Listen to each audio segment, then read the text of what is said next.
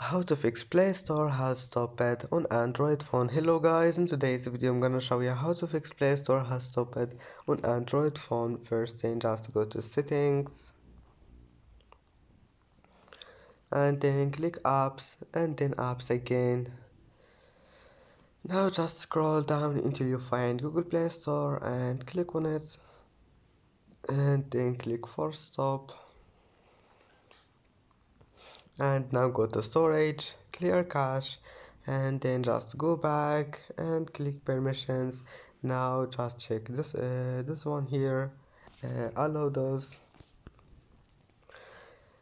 and then just go back and check it again. And if that doesn't fix your problem, just go back to settings and then apps, Google Play Store, and then storage, and then clear data, and then your problem must be fixed.